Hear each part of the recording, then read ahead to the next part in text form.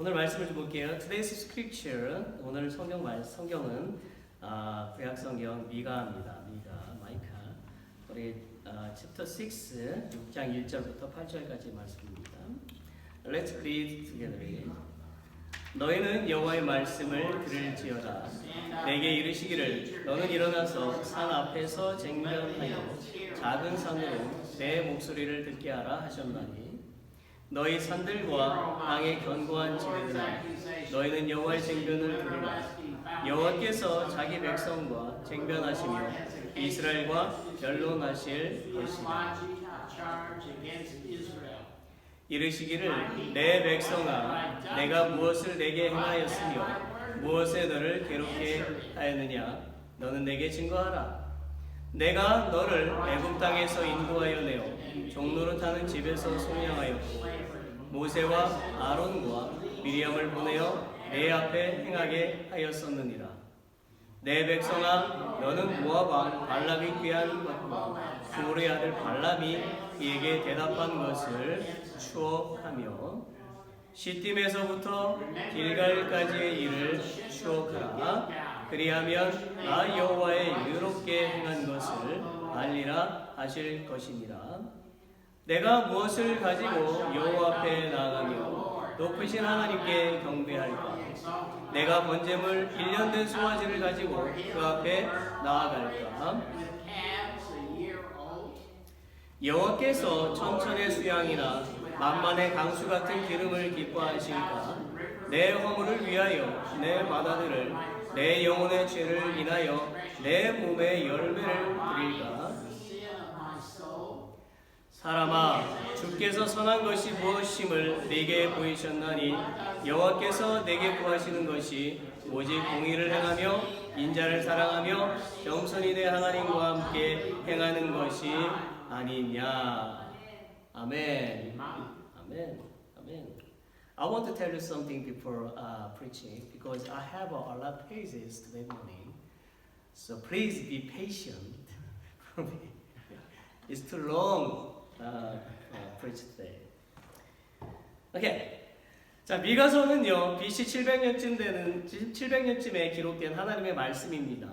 미가의 원래의 말은요. 미가야라는 뜻으로 그의 뜻은 여호와 같은 자가 누구냐라는 뜻을 가지고 있어요. 미가 선지자는 이사야 선지자와 같은 시대에 활동한 선지자로서 대부분의 예언서들과 마찬가지로 이스라엘의 회복과 초점에 맞추고 있습니다. 그러나 미가서에서 볼 수 있는 특이한 점은 미가 5장 2절의 말씀에도 보는 것처럼 예수님이 베들레헴에서 탄생하실 것을 예언하였다라는 것입니다. 함께 읽어봅시다. 베들레헴 에브라다야 너는 유다 족속 중에 작을지라도 이스라엘을 다스릴 자가 내게서 내게로 나올 것이라. 그의 근본은 상고의 태초에니라. 미가와 미사야는요 동시대에 활동하였다고 했는데요. 이 두 사람의 예언 활동을 보면 회복이라는 시점은 같지만 그 대상은 다른 것을 보게 돼요.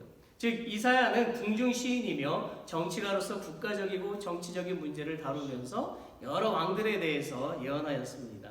반면에 미가는 유다 출신으로서 이름 없는 촌에서 태어났고 전도자였으며 사회개혁자였어요. 미가는 하나님의 사자로서 개인적인 종교 문제를 다루면서 평민을 향해서 말했습니다.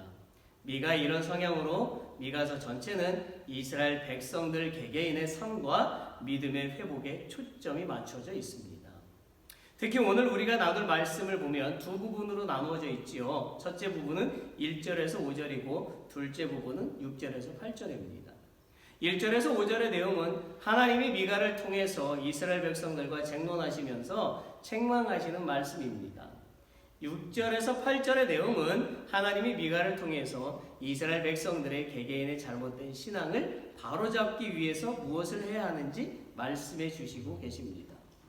여러분, 우리가 다른 사람들과 관계가 틀어졌을 때에 그 문제를 해결하기 위해서 정말 필요한 것을 가지고 가지 않는다면 문제는 여전히 해결되지 않습니다. 이와 같이 성도가 일상에서 어려움을 겪는 것은 신앙생활을 잘못한 결과가 많다는 것을 깨달아야만 합니다. 즉 그리스도인은 하나님과의 관계를 바르게 하지 못하기 때문에 어려움을 겪는 일이 대부분입니다. 저는 오늘 말씀을 통해서 바른 믿음을 회복하여 기쁨의 삶을 사는 저 여러분이 되시기를 원합니다. 우리는 오늘 말씀을 듣기 위해서 먼저 1절에서 5절까지에 있는 하나님께서 하시는 말씀을 좀 더 자세히 살펴보아야만 합니다. 1절에서 3절의 말씀 속에 보면 하나님께서 이스라엘 백성들과 논쟁하시는 이유가 무엇인지 찾아볼 수가 있어요. 하나님은 미가를 통해서 1절에서 이렇게 말씀하셨습니다. 너희는 여호와의 말씀을 들을지어다. 하나님은 이스라엘 백성들을 향해서 세상의 말을 듣지 말고 당신의 말을 들으라고 말씀하시지요. 그러면서 하나님은 당신의 말을 듣지 않고 불만을 드러내고 불평하는 이스라엘 백성들을 향해서 2절에서는 이렇게 말씀하세요. 너희 산들과 땅의 견고한 지대들아, 너희는 여호와의 쟁변을 들으라. 하나님은 불평하고 따지는 이스라엘 백성들을 향해서 하나님이 이스라엘 백성을 향해서 행하신 일들이 산들과 땅, 역사와 문화와 지리 속에 다 있으니까 깨달으라는 것이에요. 그런데요, 하나님은 당신의 말씀에도 불구하고 이스라엘 백성들이 깨닫지 못하자 구체적으로 두 가지의 사건을 말씀하시면서 이스라엘을 향한 당신의 뜻을 설명하시고 계십니다. 첫 번째 사건은 4절에 나와 있지요. 함께 읽어볼까요? 내가 너를 애굽 땅에서 인도하여 내어 종로로 타는 집에서 속량하였고 모세와 아론과 미리암을 보내어 내 앞에 행하게 하였었느니라. 여러분, 모세는 누구입니까? 모세는 이스라엘을 출애굽시킨 지도자였습니다. 아론은 누구입니까? 이스라엘의 첫 번째 제사장으로서 이스라엘 백성의 제사를 담당한 지도자였습니다. 미리암은 누구인가요? 모세의 누이며 이스라엘의 최초의 여선지자였습니다. 하나님은 이스라엘을 애굽에서 구출하기 위해서 모세, 아론, 미리암을 보내셨습니다. 그리고 하나님은 당신의 약속을 이루시기 위해서 애굽에서 종살이하던 이스라엘 백성을 구원하시는 은총을 베푸셨습니다. 그러나 이스라엘 백성은 어려움을 당하자 하나님의 은혜를 잊고 하나님을 원망했어요. 하지만 하나님은 이스라엘 백성을 괴롭히신 일은 없었습니다. 하나님은 두 번째 사건을 예로 들면서 당신이 얼마나 이스라엘을 사랑하시는지를 말씀하셨습니다. 그것은 5절에 잘 나와 있어요. 함께 읽어볼까요? 내 백성아, 너는 모압 왕 발락에 꾀한 것과 부올의 아들 발람이 그에게 대답한 것을 추억하며 시딤에서부터 길갈까지의 일을 추억하라. 그리하면 나 여호와의 의롭게 행한 것을 알리라 하실 것이니라. 아멘. 이 사건은요, 이스라엘 백성이 출애굽한 이후에 가나안으로 향해서 가던 중에 생긴 일이었어요. 민수기 22장에서 24장에 보면 이스라엘이 모압 평지에 도착했을 때에 모압 왕 발락은 몹시 불안했습니다. 그 이유는 이스라엘의 명성을 들었기 때문이지요. 그 명성은 하나님의 역사로 이스라엘이 전쟁에서 계속 승리하고 있었고 모압을 향해서 오고 있기 때문이었어요. 그래서 모압 왕 발락은 이스라엘 백성을 몰살할 방법을 생각하게 되었지요. 그리하여 당시 뛰어난 주술가요 예언자였던 발람을 통하여 이스라엘을 저주하게 했습니다. 그러나 하나님은 발람에게 이스라엘을 저주하지 못하게 하셨습니다. 그로 인하여 이스라엘 백성은 모압을 지나서 가나안으로 진군할 수가 있었습니다. 하나님이 함께 하신 이스라엘 백성은 가는 곳마다 승리만이 있을 뿐이었지요. 그리고 하나님은 이스라엘의 승리의 현장이었던 시딤에서 길갈까지를 추억하라고 말씀하고 계시지요. 시딤에서 길갈까지의 사건은 무엇이었습니까? 시딤은 사해 바로 위쪽 요단강 동쪽에 위치해 있어요. 이곳은 민수기 31장에 보게 되면 미디안 족속에 살던 곳으로 모세는 가나안으로 들어가기 위해서 이들을 물리쳐야만 했습니다. 그래서 모세는 각 지파에서 군인 1000명씩을 모아서 미디안 군인들과 싸웠고 5 왕들을 죽이기까지 큰 승리를 거두었습니다. 이 승리는 이스라엘의 능력이 아니라 하나님이 함께 하셨기 때문이지. 그런 후에 이스라엘 백성은 하나님의 능력으로 요단강을 건넜고 길갈에 돌로 기념비를 세운 후에 여리고성을 함락했습니다. 여리고성의 함락 사건은 인류 역사상 전무후무한 일이었지요. 오직 하나님의 능력으로만 이룰 수 있는 입이 떡 벌어지는 대단한 승리였습니다. 그런데요, 하나님의 이런 놀라운 역사의 현장 속에 있었던 이스라엘 백성이 당신의 은혜를 모르고 자기 멋대로 살아가는 것을 한탄하고 계신 것입니다. 심지어 이스라엘 백성은 어려움이 오면 하나님이 어디 있냐? 하나님은 죽었다 하고 원망과 저주를 하면서 하나님을 버리고 우상을 섬기고 자기의 방법대로 살아갔지요. 그러면서 왜 당신은 우리를 괴롭히냐고 반문했어요. 우리가 객관적인 입장에서 이스라엘을 생각해 본다면 그들이 동정이 되나요? 아니면 정말 위선자라고 생각되나요? 늘 고난이 연속적으로 일어나는 이스라엘을 보면 하나님을 원망하는 것이 당연한 것처럼 생각될 것입니다. 동정이 될 것 같아요. 그렇지만 no. 이스라엘은 살아계신 하나님의 역사를 날마다 보았습니다. 자신들의 눈으로 직접 보았습니다. 이스라엘은 실로 큰 은혜를 입었습니다. 그들은 400년이 넘는 오랜 시간 동안 노예로 살다가 가나안의 주인이 되는 엄청난 은혜를 누리게 되었어요. 사실 그들은 이것 하나만으로도 감사하고 살아가야 했습니다. 그러나 인간이 얼마나 욕심이 많은지 그들은 그것만으로도 만족할 수가 없었어요. 그래서 그들은 잘 살게 되니까, 평안하게 되니까 하나님의 은혜를 잊어버리고 살았지요. 그들은 자신들이 가나안을 정복한 것처럼 착각했고 그들은 자신들이 세상의 주인이냐 그 힘과 권력으로 행동했다라는 것. 심지어 그들은 하나님이 우상을 섬기지 말라고 수없이 말씀하셨음에도 우상을 숭배했습니다. 그들은 하나님보다 우상을 더 사랑했어요. 결국 하나님은 그들이 죄를 깨닫고 회개하게 하시기 위해서 벌을 내리실 수밖에 없었습니다. 그런데 이스라엘은 자신들의 죄의 결과로 고난이 온 것을 깨닫지 못하고 자신들의 죄를 회개하지 않고 구원해 주신 하나님을 저주하고 버렸습니다. 그들은 배신자요 위선자였어요. 그럼에도 불구하고 하나님은 여전히 이스라엘을 사랑하셨어요. 또한 하나님은 그들을 괴롭히는 분이 아니라 항상 그들을 돕는 에벤에셀의 하나님이셨어요. 하나님은 이스라엘 백성에게 복을 주시는 분이셨단 말입니다. 여러분 이것에 대해서 어떻게 생각하시나요? 계속 어려운 일만 생기니까, 병이 낫기는커녕 아픔만 있으니까, 상처를 받다 보니 하나님은 죽었다고, 하나님은 나를 괴롭게 하시는 분이라고 생각하시나요? 하나님은 더 이상 내 기도를 들으시지 않아라고 생각하시나요? 하나님은 그런 분이 아니에요. 하나님이 내게 주신 은혜를 생각해 보세요. 우리가 하나님이 주신 은혜보다 불신과 원망을 하는 것은요, 사탄이 우리에게 그런 마음을 주었기 때문이에요. 사탄은 끊임없이 우리가 하나님을 믿지 못하게 우리를 회방하고 있는 것입니다. 여러분, 하나님은 이스라엘 백성들에게 복을 주셨고요, 또한 언제나 복을 주시는 분이셨습니다. 그러나 이스라엘 백성은 늘 고난 가운데 있었어요. 하나님은 이스라엘 백성이 고난을 당하는 것은 위선적인 신앙으로 당신을 섬기기 때문이라고 말씀하셨어요. 6절과 7절을 함께 읽어볼까요? 내가 무엇을 가지고 여호와 앞에 나아가며 높으신 하나님께 경배할까? 내가 번제물 1년 된 송아지를 가지고 그 앞에 나아갈까? 여호와께서 천천의 수양이나 만만의 강수 같은 기름을 기뻐하실까?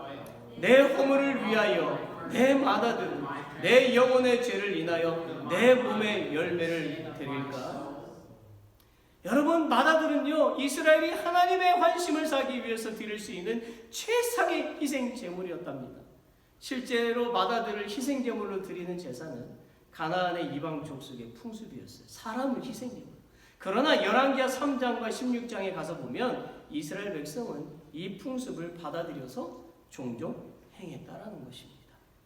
사실 이스라엘이 드리고자 했던 1년 된 송아지, 1000마리의 수양이나 만만의 강수 같은 기름, 맏아들은요, 하나님의 은총을 얻기 위해서, 그리고 하나님의 진노를 피하기 위해서 이스라엘이 할 수 있는 최대한의 정성이었어요.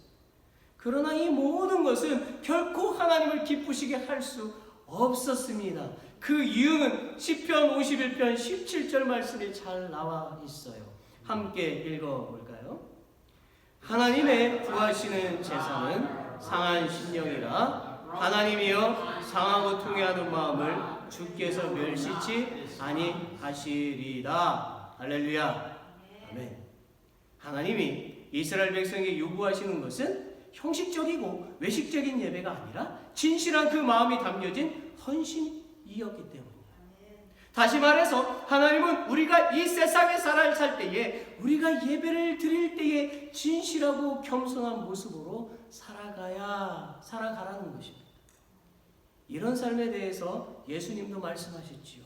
마태복음 5장 23절 24절에 보세요. 그러므로 제물을 제단에 드리다가 거기서 내 형제에게 원망 들을 만한 일이 있는 줄 생각나거든 예물을 제단 앞에 두고 먼저 가서 형제와 화목하고 그 후에 와서 예물을 드리라. 우리가 하나님께 드리는 예배는 매우 중요합니다. 그러나 그 예배가 온전히 드려지기 위해서는 우리의 삶도 바르게 살아야 한다는 것을 알아야 된다는 거죠. 우리가 예배를 드릴 때는 거룩해 보이고 하나님을 잘 믿는 것 같아 보이는데, 우리가 예배를 마치고 세상으로 나가면 악하게 살고 하나님을 불신하고 살면 되겠습니까? 한국에서 청소년 사역을 하시는 이성호 목사님이 계십니다. 이분이 어떤 청소년 집회에서 하신 말씀을 좀 소개해 볼게요. 어느 날 미션스쿨에 말씀을 전하러 가시게 되었대요. 학교에 도착해서 교무실에 앉아 있는데 학교 게시판에 명문대학에 들어간 학생 숫자가 쫙 적혀 있는 것을 보았대요. 바로 그때 교장선생님이 오셔서 자랑하시더랍니다. 목사님, 우리 학교는 하나님이 복을 많이 주셔가지고 학생들이 명문대학에 많이 들어갔어요. 목사님은 그 말을 듣고 기쁜 게 아니라 너무 화가 났대요. 그래서 빨리 설교 시간이 오기를 기다렸답니다. 설교 시간이 되었어요. 강당에 4,000명이 모여 있었어요. 그래서 목사님은 청중들에게 질문을 던졌대요. 여러분, 좋은 대학에 가는 것이 하나님의 복입니까? 아무도 대답을 못하더래요. 그리고 목사님은 두 번째 질문을 던졌어요. 만약에 좋은 대학에 가는 것이 하나님의 복이라면 상대적으로 안 좋은 대학에 가면 저주받았습니까? 아무 대답 못했지. 그래서 목사님은 이렇게 설교하셨어요. 좋은 대학에 가도 예수가 복입니다. 상대적으로 안 좋은 대학에 가도 예수가 복이에요. 그게 바로 기독교예요. 저와 여러분이 섬기는 하나님이 고작 우리의 소원 하나 들어주시는 신입니까? 하나님이 램프에서 나오는 진이에요? 우리가 섬기는 하나님은요, 우주 만물을 창조하신 가장 높으신 만왕의 왕이십니다. 그런 하나님을 인간 수준으로 축소해버려서 우리 소원 안 들어주시면 삐치고 그래서 되겠습니까? 기독교는요, 우리 자신이 십자가의 복음으로 새로워져서 하나님의 영광을 위해서 살아가는 종교입니다. 여러분, 예수 믿으면 잘 된다. 여러분, 이 소리가 좋은 얘기 같지만 틀린 얘기예요. 예수 믿으면 복 받은 게 아니에요. 예수 믿은 그 자체가 이미 복 받은 거예요. 여러분, 기독교는요, 인본주의적, 인간 중심적 종교가 아니에요. 여러분, 시중에 나와 있는 책들을 보세요. 예수 믿었더니 잘 되었다, 사업에 성공했다, 성적이 올랐다, 이런 책들이 얼마나 많이 팔리는지 몰라요. 여러분, 그런데 기독교가 그런 게 기독교가 아니라는 겁니다. 그것은 하나님을 이용하는 가짜 신앙이에요. 그것은 하나님을 빙자하여 자기 숭배하고 있는 겁니다. 이렇게 설교를 하셨어요. Pastorally preached that. 여러분, 동의하십니까? 하나님은 이스라엘 백성에게 고난이 있는 이유는 하나님께 잘못된 예배를 드리고 외식적인 삶을 살고 있기 때문이라고 지적하시는 것입니다. 사랑하는 여러분, 예수님을 믿음으로 구해줄 수 있고 사업에 성공할 수도 있겠지만 오히려 가난해질 수도 있고 고난에 처할 수도 있습니다. 그러나 믿는 자가 깨달아야 할 것이 있어요. 첫째, 우리의 인생에 나타나는 모든 상황은 하나님의 섭리 가운데 있다는 것입니다. 즉, 하나님이 누군가를 부유하게 하시는 것에도 계획이 있으시고 누군가를 가난하게 하시는 것에도 계획이 있으십니다. 둘째, 하나님은 고난을 통해서 당신이 살아계심을 증거하십니다. 여러분, 제가 마음 아픈 이야기를 하나 하겠습니다. 저는 제 큰딸을 생각하면 항상 마음이 아픕니다. 제 큰딸은 어려서부터 잘 다쳤어요. 심지어 죽을 위기도 있었습니다. 참으로 제 큰딸은 어려운 고비가 많이 있었지만 하나님이 그때마다 지켜주셨고 살려주셨습니다. 그리고 예수님을 믿고 영적인 꿈을 꾸기도 했습니다. 작년 10월에는 대학 근처 식당에서 일하다가 오른쪽 손가락 3개를 유리잔에 베어서 신경과 심줄이 끊어지는 큰 사고를 당했었습니다. 저는 딸이 멀리 있어서 가보지도 못하고 그저 전화로만 위로해 주었고 딸의 아픔을 잘 이해해 주지 못했습니다. 그래서 제가 너무 미안했고 마음이 아팠어요. 그런데요, 사실 제 딸이 손가락을 심하게 다친 이유는 저 때문입니다. 무슨 말이냐고요? 제가 그렇게 기도했기 때문이에요. 제 딸은 수년 동안 하나님께 소원을 가지고 기도했는데 하나님이 들어주시지 않았고 항상 자신에게 어려움이 많이 생겨서 더 이상 하나님을 믿지 않겠다고 했습니다. 그러면서 제 딸은 대학을 가면서는 믿음 생활을 하지 않았어요. 저는 제 딸이 하나님을 불신하고 살아가는 것에 마음이 항상 아팠습니다. 저는 늘 제 딸이 잘 되기만을 기도했어요. 그러다가 저는 나쁜 마음을 먹었습니다. 그리고 저는 하나님께 이렇게 기도했어요. 하나님, 제발 제 딸이 다치게 해주셔서 하나님께로 돌아오게 해주세요. 하나님이 살아계심을 믿게 해주세요. 여러분, 자기의 딸을 위해서 이렇게 기도하는 아버지는 없을 겁니다. 저는 정말 못된 아버지지요. 결국 제 기도대로 제 딸은 다쳤고 그로 인하여 일을 못하게 되어서 학비와 생활비를 벌지 못하여 경제적인 어려움이 있었고 오른손을 다쳐서 리포트를 제출하지 못하여 좋은 성적을 받지도 못했습니다. 저는 이 사고로 제 딸이 하나님께 돌아올 줄 알았는데 오히려 더욱 하나님을 불신하고 있어서 마음이 많이 아픕니다. 왜 제 마음이 아플까요? 저는 제 딸을 사랑하기 때문입니다. 잘 들으세요. 제 딸이 다친 것은 하나님이 살아계시다는 증거이고 하나님이 제 딸을 사랑하신다는 증거입니다. 만약 하나님이 제 딸을 버리셨다면 아프게도 하지 않으셨을 것입니다. 그냥 마음대로 살게 하셨겠지. 우리는 이와 같은 경우를 성경에서 많이 찾을 수가 있어요. 하나님은 당신의 백성들이 당신의 말씀대로 살기를 원하셨어요. 그러나 그들이 하나님의 말씀을 듣지 않고 나쁜 길로 가니까 그들을 돌아오게 하시기 위해서 징벌하셨던 것입니다. 하나님은 그들을 너무나 사랑하셨기 때문에 징벌을 내리신 것입니다. 성경을 잘 읽어보세요. 하나님은 이스라엘 백성들을 징벌하셨지만 그들이 그들의 잘못을 회개하고 하나님께로 돌아오면 복을 넘치게 주셨습니다. 회개하고 주님께로 나온 사람들은 다 복을 받았어요. 저는 하나님이 제 큰딸에게도 반드시 복을 주실 것을 믿습니다. 셋째, 하나님은 고난을 통해서 당신이 여호와 하나님이심을 알게 하십니다. 넷째로, 하나님은 고난을 통해서 참 그리스도인을 만들기를 원하십니다.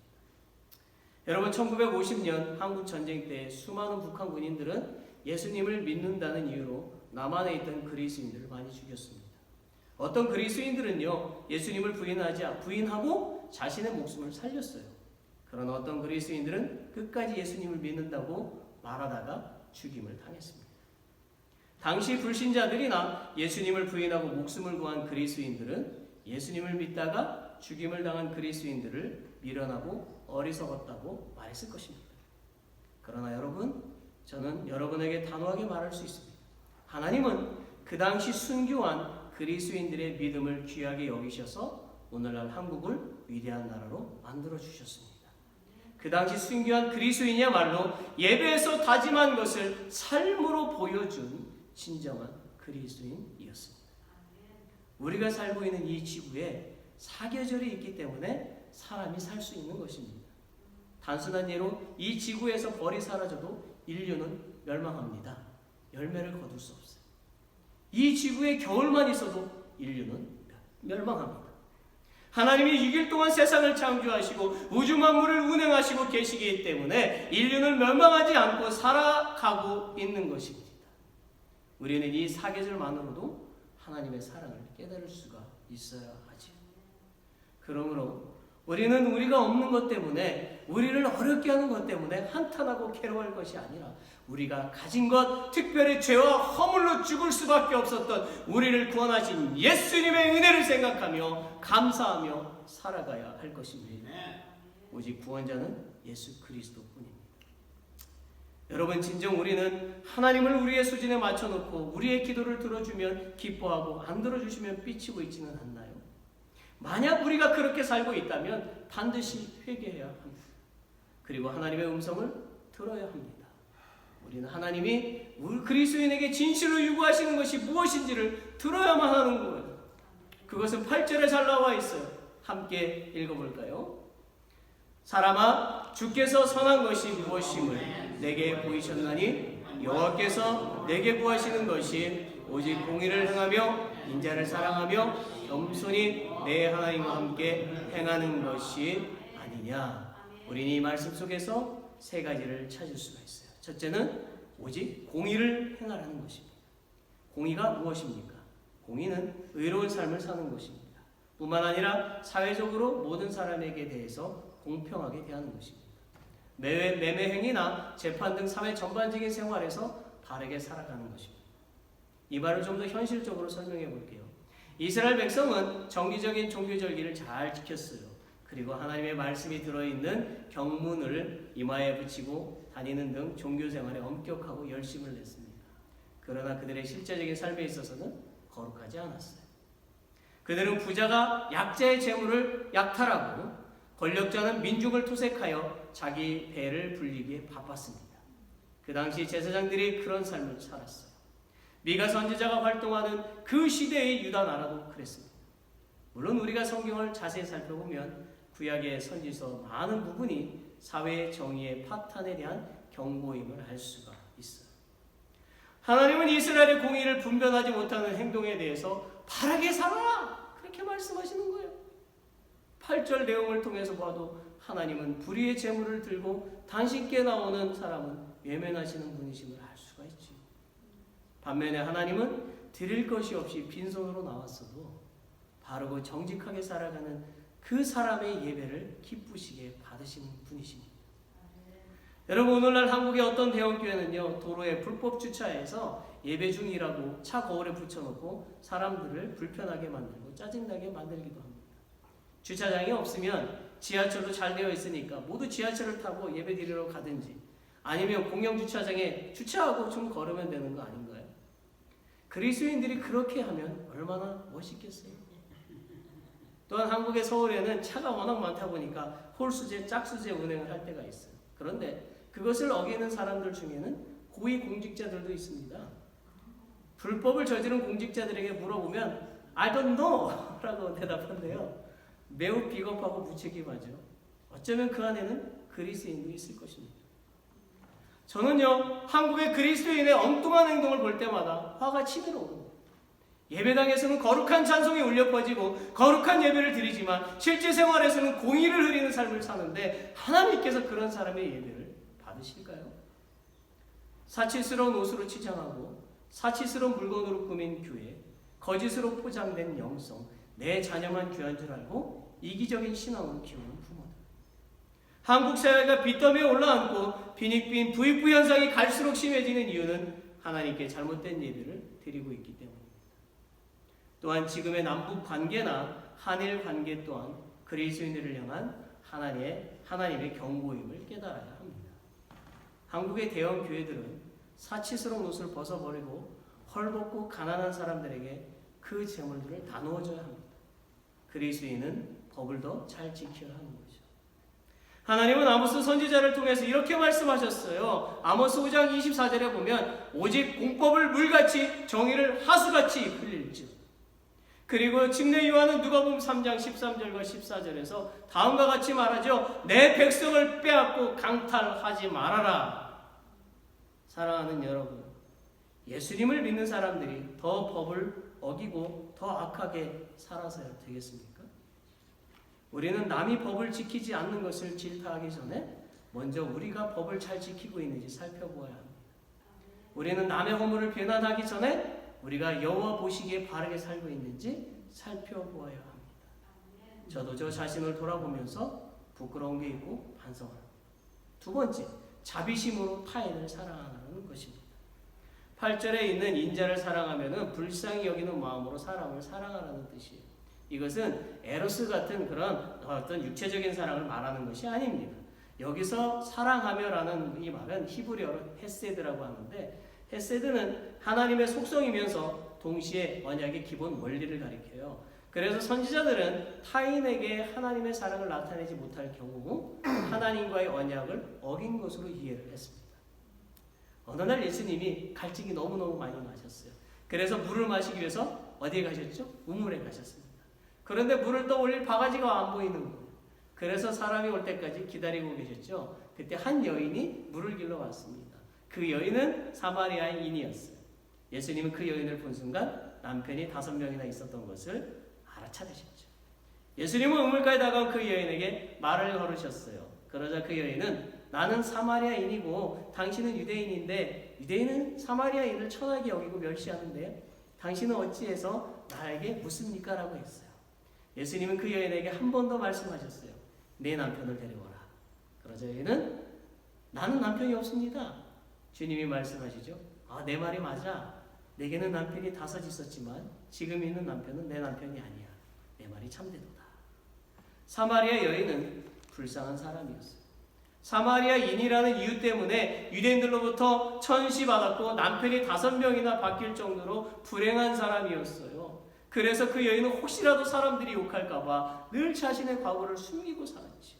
그런데 예수님은 그 여인을 불쌍히 여겨주셨고 그를 위로해 주셨어요.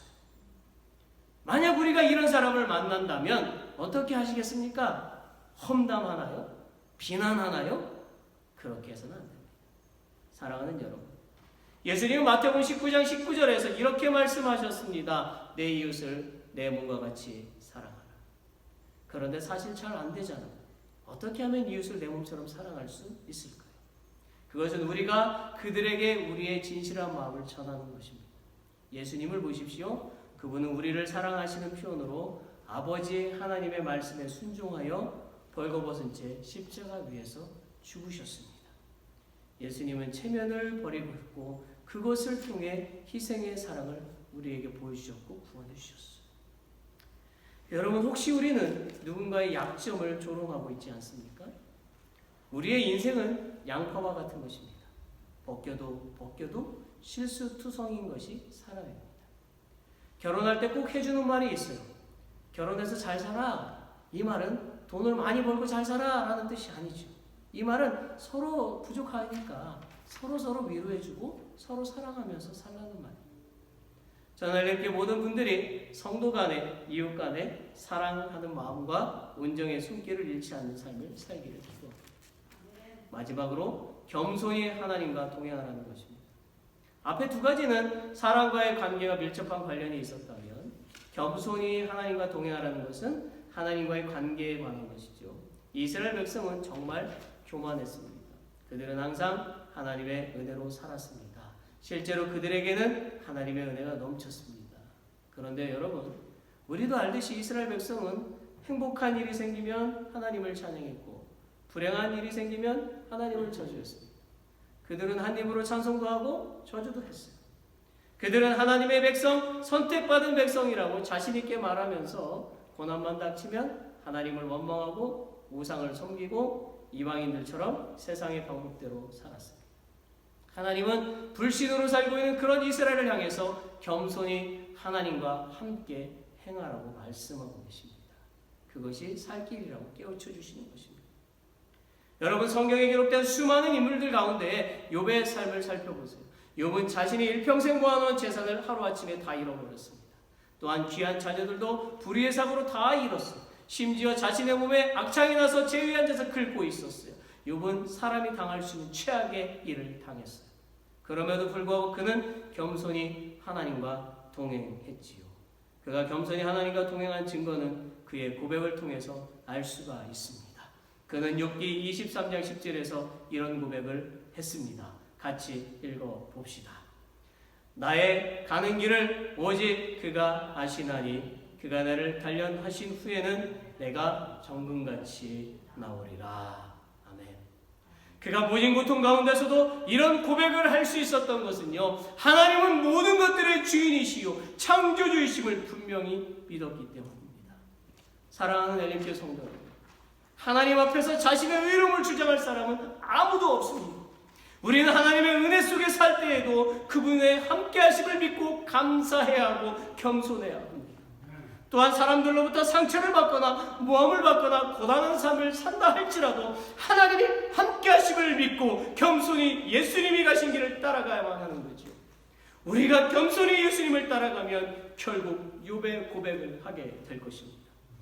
내가 죽게 대하여 귀로 듣기만 하였었더니 이제는 눈으로 주를 배움나이다. 어떠한 상황 속에서도 주님을 떠나지 마세요. 만약 당신이 주님을 떠나 살면 반드시 넘어지게 되고 다시는 일어나지 못하게 됩니다. 그러나 당신이 항상 주님의 손을 붙잡고 있으면 하나님은 당신이 넘어질 때 다시 일으켜 주시고 넘어져서 다친 곳을 치료해 주시고 새 소망을 주실 것입니다. 말씀을 맺지요. 여러분, 우리가 우리의 부모에게 어떤 방법으로 효도할 수가 있을까요? 우리가 우리의 부모님에게 용돈을 드리고 좋은 옷을 사드리고 좋은 음식을 사드리는 것도 좋겠지요. 그러나 더 중요한 것은 우리가 부모님의 마음을 아프게 하지 않고 평안하게 해드리는 것입니다. 이와 같이 그리스도인은 하나님의 마음을 편안하게 해드려야 합니다. 목사라면서 집사라면서 그리스도인이라면서 삶 속에서는 거짓말하고 위선자로 행동하고 상대방을 험담하고 미워하고 분을 참지 못하고 무시하고 나태하게 살다가 회개도 없이 교회에 와서 하나님께 예배드린다면 하나님이 그 예배를 받으실까요? 진실로 우리가 입술로 마음으로 행동으로 범죄하고 살면서 하나님께 찬양하고 기도한다면 하나님이 들어주실까요? 오늘 성경 속에서 말씀하시는 하나님의 음성을 잘 들으세요. 사랑하는 여러분, 하나님은 죄를 끊지 못하고 사는 그리스도인, 사람을 악하게 만드는 그리스도인, 회개하지 않는 그리스도인, 하나님을 경외하지 않는 그리스도인, 진실하지 않는 그리스도인은 직무하십니다. 하나님은 잘 차려입고 잘 갖춰놓고 열정으로 예배를 드리면서도 진실한 마음이 없는 회개가 없는 예배를 드린다면 그 예배를 절대로 받으시지 않으십니다. 그러므로 우리는 마땅히 삶 속에서도 바르게 살아야 하고 교회에 나와서는 예배드리기 전에 먼저 우리의 죄를 회개하고 우리를 구원해 주신 하나님께 감사 예배를 드려야 합니다. 그런 다음 우리는 예배 가운데서 예수님을 따라 살겠노라고 다짐하고 세상으로 나가야 합니다. 우리는 그런 참 그리스도인이 되어야만 합니다. 항상 마음과 생각을 잘 다스려서 입술과 행동을 바르게 하시기 바랍니다. 하나님의 자비하심과 사랑이 영원토록 우리와 함께 하시기를 예수님의 이름으로 축원합니다. 아멘. Let's all stand. 우리 다 같이 일어나셔서 함께 찬양하고 축도로 예배를 마치겠습니다. 스틸 주 품에 품으소서.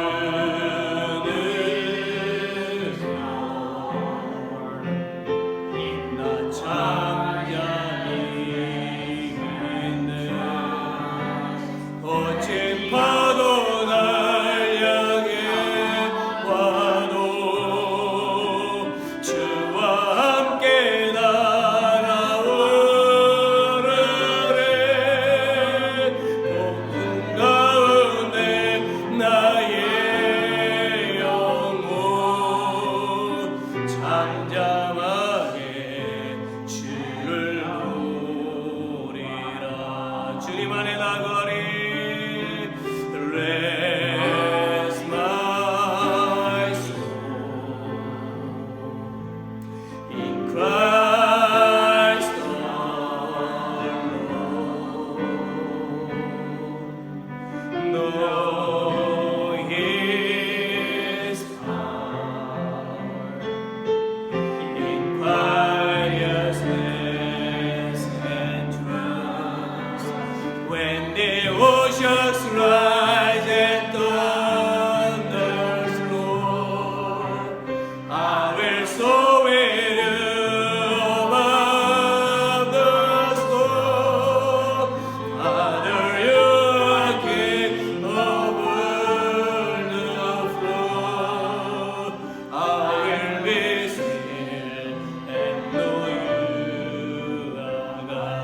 거친 바다를 향해 와도